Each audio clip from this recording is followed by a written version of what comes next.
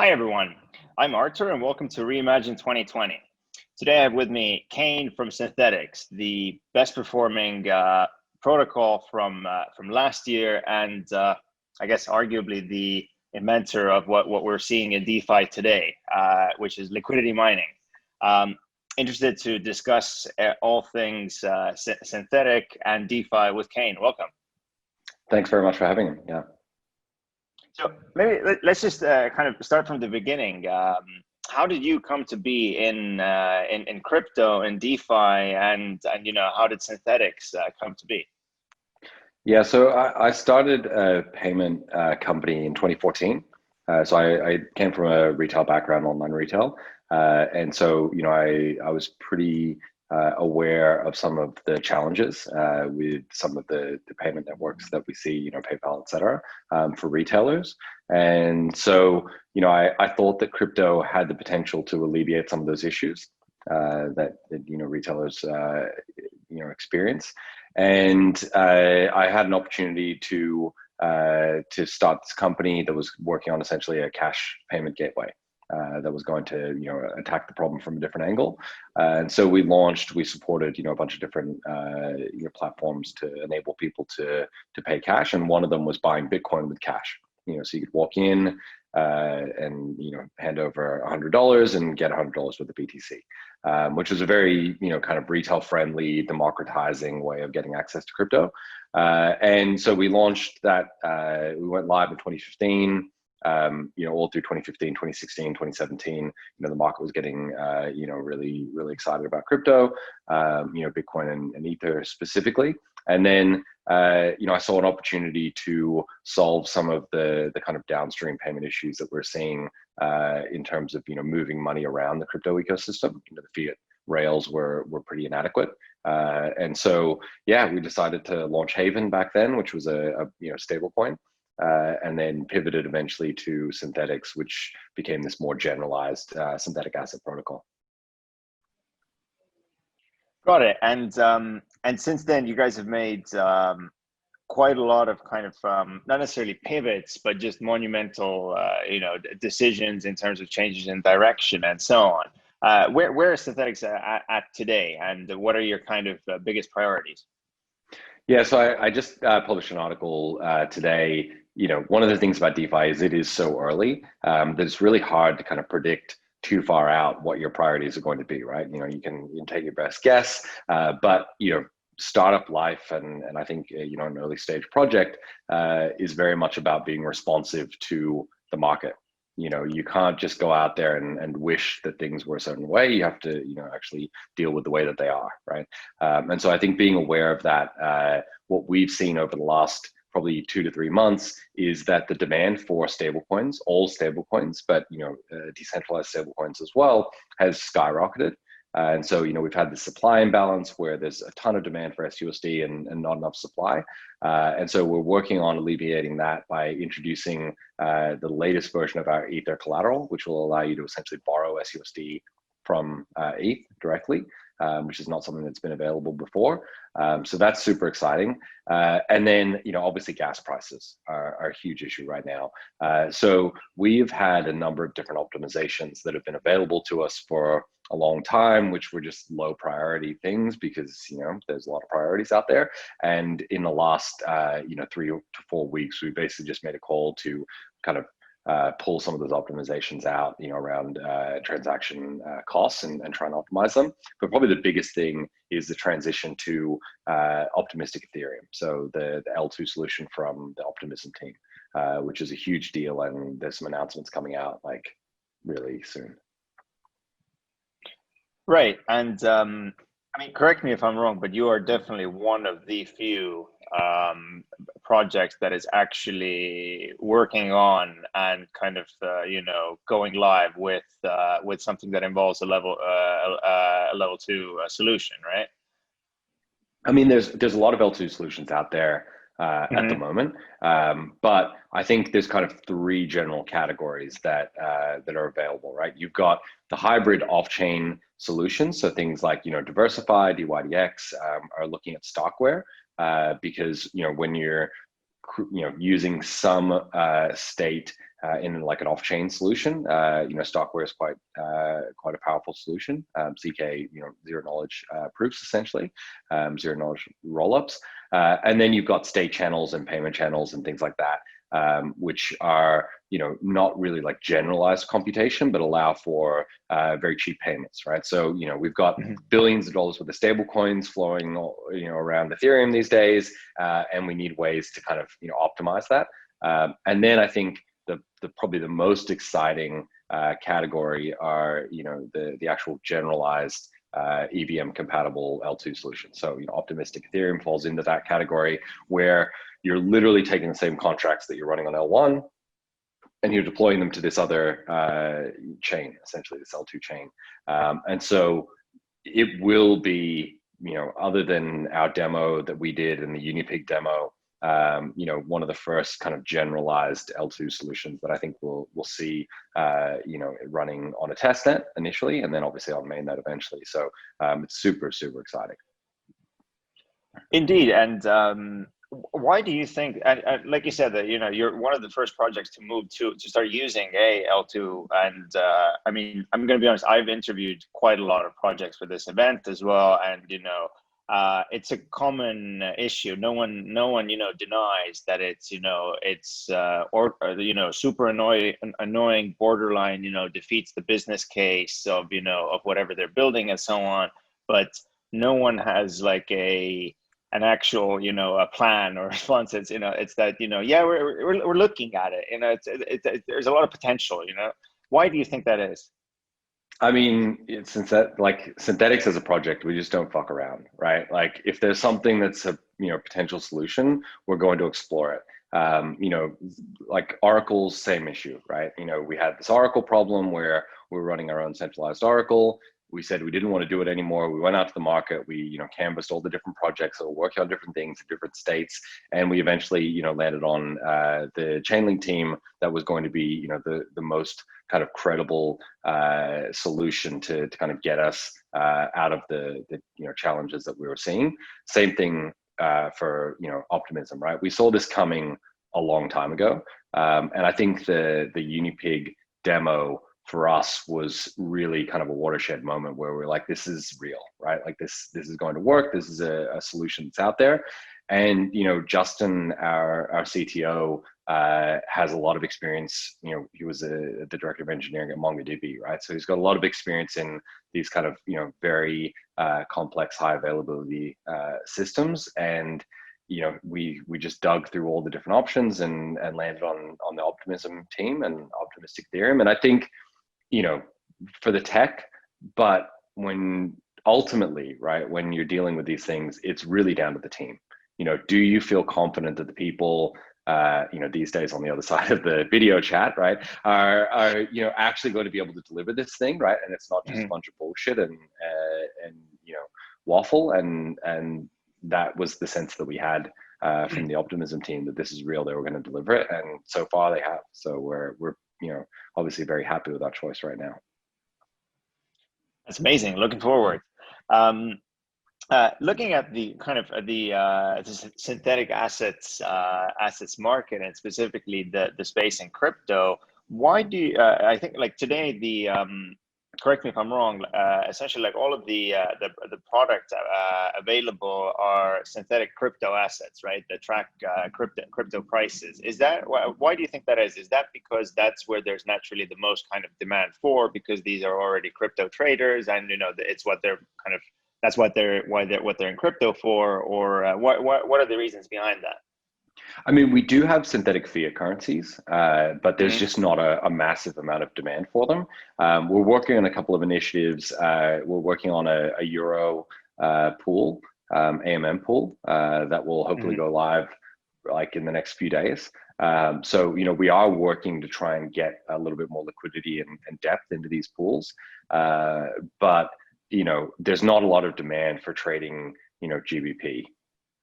Like on dexes, it's just not a thing, right? So you can push it as hard as you want, but in reality, people are going to want to trade synthetic Cardano on Ethereum before they want to trade cable, right? So I think that's kind of a core issue. And then there's the question of, okay, what about other, other assets, commodities, things like that. And, we've got gold and silver, we're working on oil, we've got some equity indexes that we've launched. So there are other assets, and I think the demand will be there. But you've got to get everything right. You've got to get the user experience right. You've got to get the trading costs right. You've got to get all these things, together in order to really generate some demand. And I think we just haven't kind of connected all those, individual dots yet. What would you say is like kind of like the biggest, I guess, like bottleneck, or what's the trickiest part to solve? Is it you mentioned the trading cost side, or? I mean, the UX, if you include trading costs in that, is just pretty terrible right now, right? That's just the reality, right? Like trading on Ethereum, for hardcore DeFi people, it feels good because it's so much better than it used to be.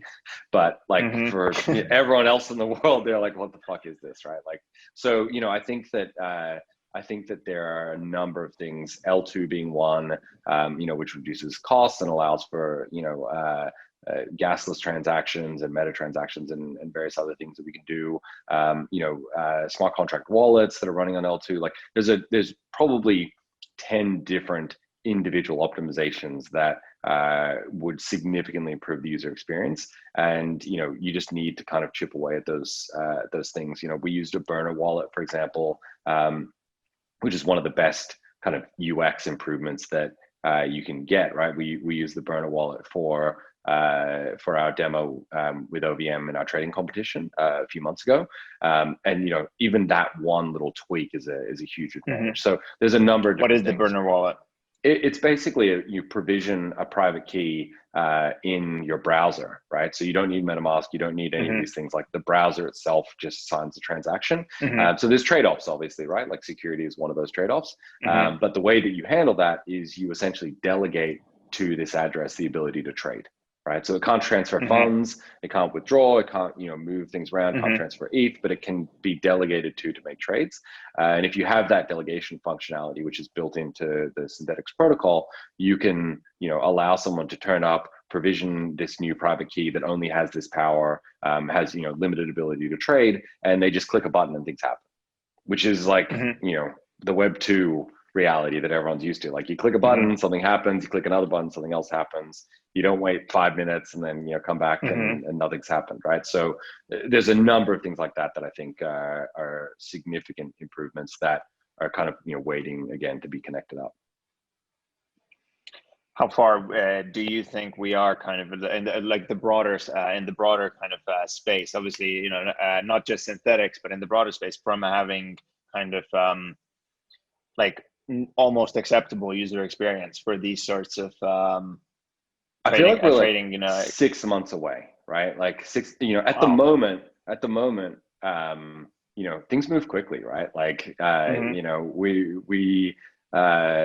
people didn't think that you'd be having, something like Uniswap doing, tens or hundreds of millions of dollars of trades. Like people thought it was a joke, right? Like they didn't think it was a real thing. It was pointless before. Yeah. I mean, last year almost even, right? Yeah. So, inflection points have a way of, kind of creeping up on you. And so I think there's probably every single example of these UX tweaks and improvements actually out in the wild right now, maybe just not connected together into a single product. And so, different projects have kind of, optimized for different things. But I think as these things all come together, and as these individual building blocks, one of the best things about DeFi is that everything's open source, right? Or, the vast majority of things are open source. So when one project goes out and implements, the burner wallet and people see, oh, that's a really good UX hack, right? Then it's very easy for someone to come and look at the code and work out how it was implemented and then implement themselves. So I think we are reaching this kind of conversion point, but it's probably 6 months out before we see it all coming together. I mean, that's a very short time to be quite honest, given how given the sort of like this pace at which things usually move. you mentioned about, things being open source and so on. What are your kind of and I think like this year is when some of these things have really, the definition of or the kind of characteristics of open source have really been pushed to its limits. What are your thoughts on just kind of, this endless like forking exercises and so on that's been going on recently? It's somewhat to be expected, right? When you have things of value that are open and accessible, people are going to fork them, right? And they're going to try and siphon off value. They're going to try and co-opt them or whatever. And I think we need these processes to play out to really understand where the kind of moats are. What are the things that are actually defensible, right, as a protocol? But the kind of I guess crypto anarchist and sort of decentralization maximalist in me says I actually don't care, right? Like I don't care if Uniswap gets forked. I don't, even though I love Uniswap and I love the team. If I remove my own emotional connection to the project, I actually don't care if it gets forked and people try other things and they attempt to pull liquidity or whatever, because ultimately all of these experiments that are playing out are going to kind of drive innovation forward. And so, when someone forks Synthetix, and it's happened multiple times, they or don't even fork it, just try to take the mechanism. Oh yeah, like there's a Tron fork, there's a Binance Chain fork, there's a there'll probably be one on Solana soon enough, right? Like so when people do these things and they try and make tweaks and stuff, what I think people fail to realize, because we don't have some great examples of it yet, is that it goes both ways, right? So if someone forks something and does nothing, it's probably not going anywhere. If they fork it and they start improving it, those improvements can flow back into the original, right? And so you get this symbiotic relationship where if genuine value is being created and people are innovating, then again I think it drives the whole space forward. And so my overarching view is that it's all good, and it's fine, but at the time it can be a little bit fraught, I think. For sure. I mean, I think this process is it has some similarities with like earlier in the year we had the flash loans that were just going around and wreaking havoc, finding these finding tiny fractures in smart contracts and just blowing them up out of proportion. But it seems that we sort of got through that. People barely remember it. It was all over the news every couple multiple days a week. They again this many million or this 100,000 was exploited.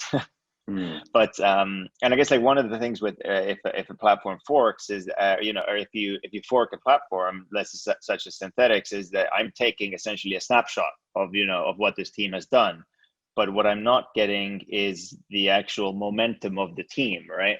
And the second very important part is the community behind it, because I think and this is also what Synthetix has proved, is that it's not really just about kind of what it looks like or how you can use it, but it's the kind of how you build it around your community, which is something that you guys have really I mean, you've definitely built one of the sort of most loyal communities in crypto, or the most sort of diehard. I think there's been a number of examples of people getting the S tattooed on their somewhere on their body and so on. I don't know. I haven't seen that yet, but it's probably somewhere in degen trading. I'm sure someone's done something crazy like that. So yeah. But what was your kind of what would you say? What was the secret sauce behind that? Looking in hindsight, obviously. I have, like, in all the startups that I've done, right, and I've been doing startups for a long time. I think the first startup that I worked in was like 2001. I dropped out of uni and moved back to the States in Seattle, and worked at the startup.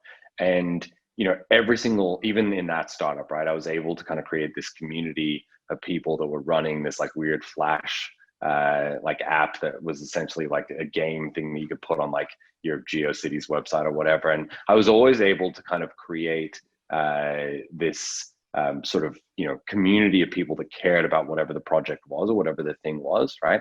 And even going back to that original startup, where we pivoted a few times and like tried to find some product market fit. the engagement that we got from the community by like genuinely listening to them and participating and going to them and like being where they were and seeing what it was that worked for them and didn't work. I think that's invaluable, right? And that that experience definitely resonated with me and stuck with me throughout everything that I did after that, right? Every single startup that I worked at or founded. And so with the Synthetix community, we had our Telegram, and we could clearly see that it wasn't working. The noise level was too high, just too much bullshit. You couldn't actually get any cut through. So we made a decision to move to Discord.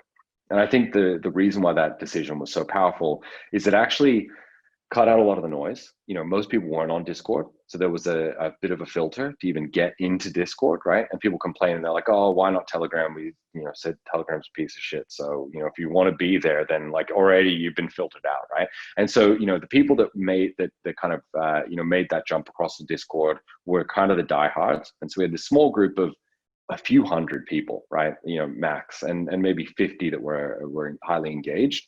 And I was in Discord every single day. We talked about all the things, you can go back and see those chats, like the history goes all the way back to whenever we started, 2018 or something like that, right? And you can see those chats. We're in there all day talking about the issues, talking about the things that were concerning, worrying, thoughts and everything. And I think being there and being engaged with the community and having the team, at the time be so available made people feel like they were participating in something, that it wasn't just lip service. This was genuinely all of us collectively trying to solve this hard problem. And that creates a sense of loyalty to the cause, not to a person, not to, a token or whatever, but to like this cause that, this problem that we're trying to solve. And, those people are still, a lot of them are still with us today. Right. And I mean, excellent work by, with what you've done. And I think one of the things which I guess your team or you yourself have really like stood out with is just being kind of continuously very self-critical as well, in terms of just constantly kind of, or never stopping, beating yourself up. And so what are the kind of what I'm trying to get to is that you guys started with the sort of incentivizing usage of your product very, very early on. And what were the kind of what was that process, and what were the learning points that you sort of, the learnings that you made through these, iteration by iteration? Yeah, it's funny you talk about like being self-critical, right? Like, my dad was a professional athlete, and, when I was playing tennis when I was younger, there was a very, very sort of harsh environment, right? That you were kind of raised in. I've got 3 younger brothers, so there's 4 boys in my family, and it was a hyper competitive, environment to grow up in. And my wife's a psychologist, and she kind of often jokes with me, like the kind of internal voice that's like going on in my head is like the most critical thing she's ever heard. She's like, it's like scary to like hear how you like speak to yourself, right? Like, and so I think that's something that comes from like being very competitive, being really kind of brutally honest with yourself, and like every time you do a dumb thing, like pointing it out and thinking about it, and trying to work out like why was this thing such a, why did I think that way, like analyzing it and really trying to unpack it. And so I think that when we look at things like those early incentives, it took us months, right, as a community to actually land on the right incentive. It wasn't like it just magically just appeared, out of thin air. And in fact, like several of us, Artur 0x and myself, were on the wrong side of this, right? Like we were like, no, this doesn't make sense. We don't want to incentivize these pools. We don't want to do this. Different people like DJ and Spartan were like, no, you should do this. But even he was wrong about which one we should incentivize. And there were these arguments that went on for like months and months, right? It would get dropped and come back every couple of weeks. And, looking back on that, I think the thread that kind of goes through all of that was we understood there was a problem we were trying to solve. And we were all kind of iteratively picking away at the problem and like trying to kind of, get to a point where we had a solution and willing to test. Willing to run small experiments and test. And when we got to a point where finally we all agreed, and like I was like, okay, I'm willing to do this. Like, let's actually do it. And I went to the community and said, all right, let's put some value towards this and see what happens. And then, it worked. It wasn't perfect. We made a couple of more iterations. And I think that's just like in the culture of Synthetix, that like it's deeply, deeply embedded in the culture that none of this is like, like by some kind of dictate, right? Like there's no dictator here who says that this is right and this is wrong. The reality is what actually dictates, whether something's working, and you need to observe and measure and experiment and iterate if you want to actually get, a resolution. Got it. And what would you say is the kind of the best way to design incentives? I guess in your case, you'd approach it, what's the worst way and how not to do that, right? Start off with a really dumb idea and then like iteratively like work towards something that's not dumb, right? I mean, like ultimately when you're designing incentives, I think the thing that really kind of tripped everyone up for a long time was, tokens were considered just, this kind of, scarlet letter, right? Like if you had a token, you were just the worst, right? Like what were you doing? You're like, shilling an ICO or whatever. And I think there was a lot of things that got rolled up in that obscured the value of tokens as coordination mechanisms. And I think once, the pain and suffering had kind of like faded into the background after a couple of years, and people got their heads around this idea that like tokens as coordination points in these coordination games were so powerful, then people were willing to experiment again. And of course, humans being humans, we then like go too far and the pendulum swings too far in one direction, and now it's like slowly coming back. But I think we will find that, ultimately, if you want to create a decentralized game, right? If you want to create this trustless game, having a token that is representative of like some participatory right in the game is almost necessary. It's really hard to create a coordination game without that. And even if you do, having the thing is much more powerful. And so if you start from this idea of like, what are the incentives, what's the behavior that I'm trying to get, then you can work backwards to like, what's the incentive to achieve it. Do you think I've been seeing some kind of statements being put out that like a good way to design incentives for the long term is to also to cap them, sort of like per user, or somehow to kind of to prevent this situation that's now happened, that it's again like the sort of wealth inequality in crypto is also only getting wider. That the like farming itself is it's mainly available for the whales, and they just they squeeze everything out of it. That we should do something to combat that. What are your thoughts on that? Look, I have a deep sense of kind of like fairness, and egalitarianism, and a real resistance to authority. Right, that is kind of in my sort of worldview or whatever you want to call it. And so the idea that some advantage accrues disproportionately to people who happen to have capital is problematic, I think. Right, but if you kind of take it to its logical conclusion, there's going to be some advantage that's going to accrue to someone, right? So, you can make the playing field as equal as possible, but then there's going to be information asymmetry, right? And people are going to, coordinate around like, some information that they've got.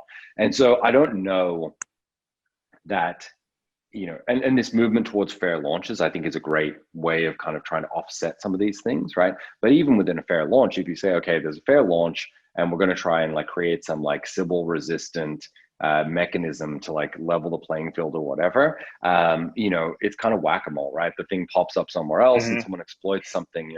I made a point about this, like every incentive that Synthetix has ever done has been exploited in some way. Almost every part of Synthetix has been exploited in some way. And that's just the par for the course, I think, on, in a system, in an environment where it's adversarial, you know, it's pseudonymous, right? You know, people can spin up a new account and you know, go through Tornado Cash and take another, you know, and attack you in a different direction.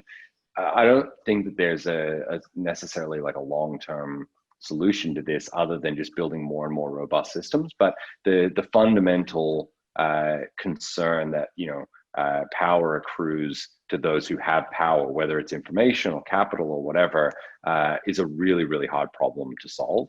But I think, you know, my genuine, very deep sense is that it's a problem worth attempting to solve, or at least mitigate as much as possible. And I guess the only long-term solution then is actually just having this mindset against it, right? To solve it continuously. Totally. You know, I mean, look, you know, like there's definitely been incentives where, for example, you know, SNX was, you know, an asset that could be used to fund, right? Like a lot of, you know, if you look at SNX over the last 6 months, right, and the number of different incentives that have just accrued and just, you know, been dropped on the heads of SNX holders, right? Like uni incentive, right? Like went, you know, disproportionately to SNX holders, right? Like we didn't know this was going to happen. We just incentivized the Uniswap pool. And, you know, there was a period where like we were 80% of Uniswap liquidity, right? Or something like that, or 75% of Uniswap liquidity, right? And so that was all SNX holders. They got a ton of that. The curve incentives, early curve incentives, you know, we had incentives in Balancer. We've had, you know, different, you know, you could farm YAM with SNX. Like there's a lot of different things that have accrued to SNX holders. Just by virtue of the fact that they're SNX holders, you know, is that necessarily fair or optimal? You know, probably not. It's probably not an optimal solution, but I don't know necessarily like what the alternative is, right? Those incentives are going to accrue to someone, and you know. So, and I mean, as a, you know, as the giver of these kind of, let's call them like, you know, second wave incentives, like, you know, I'm not gonna choose an unpopular coin to sort of, you know, to offer these incentives onto just for the sake of kind of trying to be somehow fair, right? Yeah, exactly. You know, so then it's again like, you know, power or you know, value accruing to people who already have a lot of value, right? You guys also have launched a DAO. Why is that kind of and that was obviously, it was the kind of I guess in a sense Synthetix entering sort of like a next phase. Why is that important, and what do you kind of what do you see as this DAO like becoming eventually? Well, I mean, we launched it because we decided to stop being idiots, right, and having a foundation, which is very decidedly suboptimal solution to you know, running a decentralized project, right? But unfortunately, like a lot of things, you know, it was kind of you know, the done thing back then in 2017. You know, you start a open source software foundation, you domicile it in some, you know, stable jurisdiction, Switzerland or whatever, and great, you're done, right? But the reality is that the tooling has gotten much better. You know, the sort of engagement of community members is significantly better in decentralized governance. It's still not where it could be, but you know, it's far better than it was back then. And so I think that we've kind of entered an environment where the optimal solution is actually running a DAO. And in our case, we actually split it up into 3 different DAOs that have different functions, you know, separation of powers essentially. So, you know, one that actually runs the protocol and handles protocol upgrades, one that handles, you know, the treasury and distribution of treasury funds for grants and various things, and then like a public goods funding DAO as well. And we may even have a new one launching, which handles like regulatory and legal concerns and is working on like open sourcing a whole bunch of work that's happening in the background to, you know, to kind of give back to the community as well. So it is possible we might spin up DAOs that have specific functions that, you know, a group of people come together and coordinate and you know, operate for a while, and then maybe those DAOs are disbanded eventually. So I think it's just a much more efficient way of coordinating you know, behavior when you've got these global movements and projects. Right, and each one of these DAOs is governed by the same token. Correct. Yeah. So it's essentially three different functions within the project, right? And you know, they've each got individual structures, right? So the grants DAO, for example, is made up of majority community members, so you know, large token holders, small token holders, people that have been elected from the community. I think there's at the moment 8, and it's like a 5 of 8 requirement threshold to approve a proposal. So someone comes, they submit a proposal for a grant or whatever, and then you know these community members essentially you know vote to whether to approve it or not. And eventually the participation in that DAO will be governed by token holders directly, so they'll be able to elect new people to the DAO.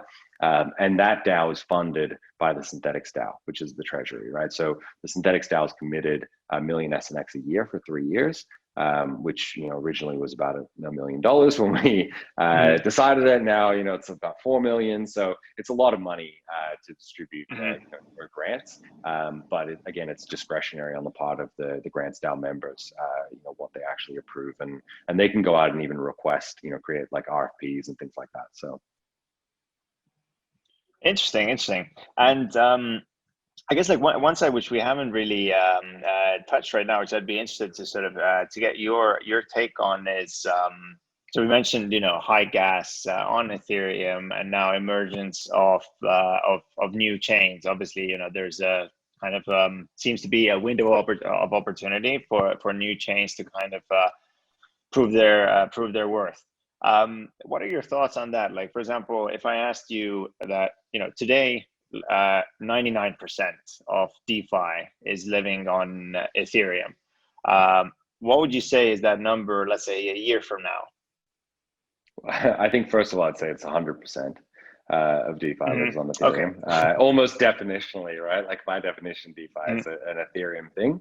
But you know, other than that quibble, I think it's very likely to be still around 100%.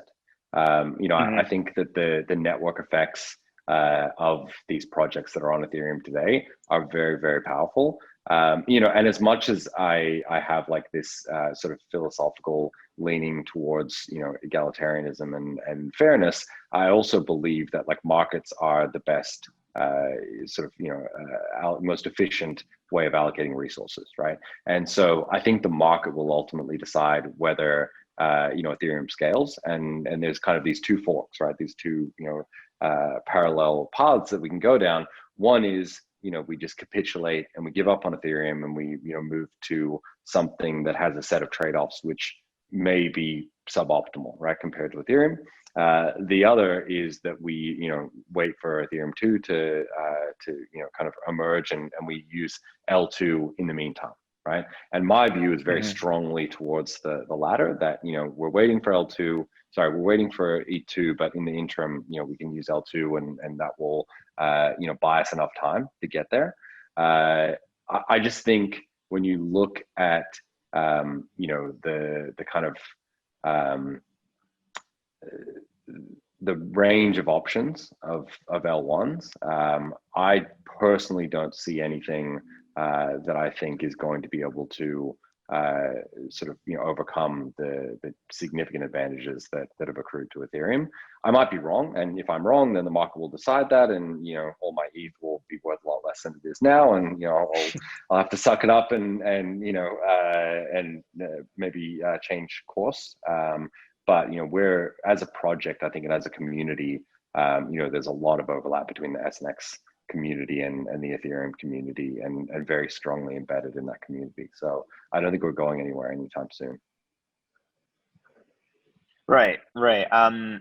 Kind of out of like totally unrelated question, but an interesting one that we've that some people have wondered: why do you think there are quite a lot of successful DeFi projects from Australia? So funny, right? Because like, go back to 2016, 2017, and the question was like, why are you in Australia?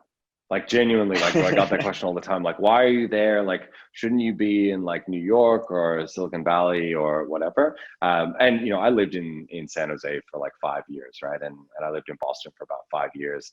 And I think, you know, I made a decision about 10 years ago to come back to Sydney. And I'm pretty happy here. I obviously, like, pre-COVID traveled a lot and enjoy traveling, but we're pretty happy and settled here. I've got 2 young kids.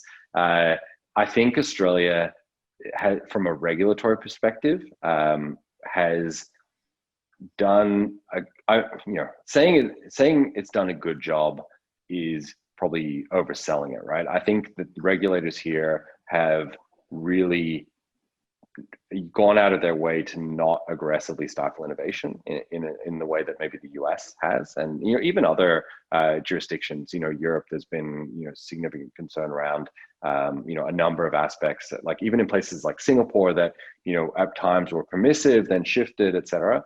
I think in Australia it's been pretty stable. There's been some missteps around things like GST handling for crypto assets, things that we were fighting back in 2016, some stuff around, AML KYC for like small purchases of crypto. Like, it hasn't been perfect by any stretch, and I don't want to paint that picture. But in terms of sort of taking a leaf out of fintech innovation for, want of a better term, I think the regulators in Australia have been very permissive and tried to kind of foster this environment where innovation could kind of flourish, and maybe accidentally kind of ushered in this environment where crypto companies have been able to really come in and innovate.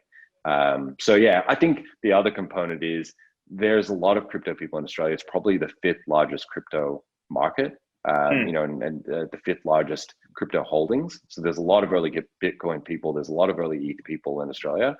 And so, out of that kind of whatever, has emerged a number of people who have been in crypto for a long time and have started building projects. Right. Yeah, because I mean, I do hear this like every now and then, the quote, the Aussie DeFi gang, which is for a country that's not particularly populous, relative to the US and China and so on. It is a bit okay. Like, I mean, it's cool. It's very interesting, right?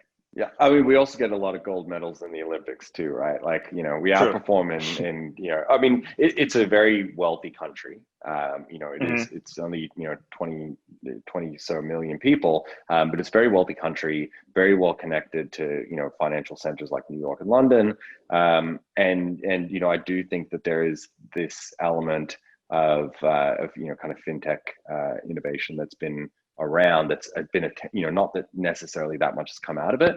I think there is one interesting aspect of Australia that for the last probably 2 decades has been really hindering startup culture in Australia, which is most of the good founders leave. Like, in fact, the vast majority of the good founders leave, right? I mean, the amount of people that I know that are not in Australia that are good founders versus the ones that are still here, it's 10 to 1.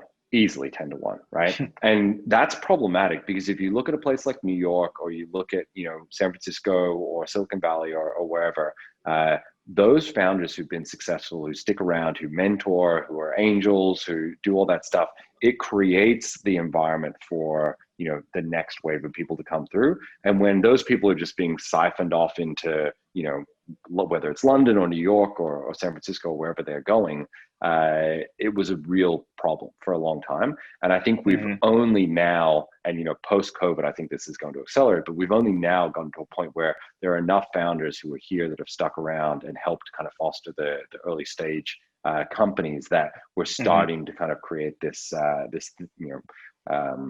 I guess group of crypto startups. So hopefully those founders will stick around, and they're able to, because just the world the way that it is now, it's very global. So we'll see what happens over the next 5 years. But I'm pretty bullish. I'm pretty bullish on Australian crypto and Australian startups generally now, in a way that I wasn't 10 years ago at all. That's good to hear. I mean, it's I think this kind of like this culture kind of takes it does take it takes a long time to build, and you can never really pinpoint the moment when it's actually sort of when it started to kind of like snowball. Like, for example, I come from Estonia, where it was for a very long time, and I guess technically it still is like a similar issue or it's not an issue. It's just that's how things are. That if you want to, you can start your company in Estonia. But the thing is, Estonia is a little bit over 1 million people. We like correct everyone that it's 1.3. It's not 1 million people. It's 1.3 million. But like you need to actually go to where a market is. And now like and the kind of like the way that this like entrepreneurial journey has flown is that people leave, they kind of you know, let's say in some cases they become successful, and then they, you know, and then they come back, and then they kind of, you know, to build out this culture and so on. And I think it's the same thing. It's been around now like 15 years for when this sort of cycle has been going, and now there's sort of it's this kind of natural or like local sort of sustainable sort of like startup culture is starting to be there, where you actually have like local VCs that are not just like, you know, satellites of London-based VCs that are trying to get like cheap deals, but you actually have, you know, VCs that are focusing on this only on this specific market and so on. Yeah, and you know, let's not forget, right? Like you need the proof points, right? Like you need the heuristic to like, you know, most investors are idiots, right? Like, you know, they don't know what they're doing. I put my, you know, I include myself in that, right? Like you know, you just have a bunch of biases that you like bundle all together, and you're like, okay, that looks like a good deal. And all of a sudden, you know, if Estonia becomes a thing that's investable, then it becomes easy to get money, right? In the same way that, you know, if Australia becomes like, oh, well, yeah, they're from Australia, they're going to do well.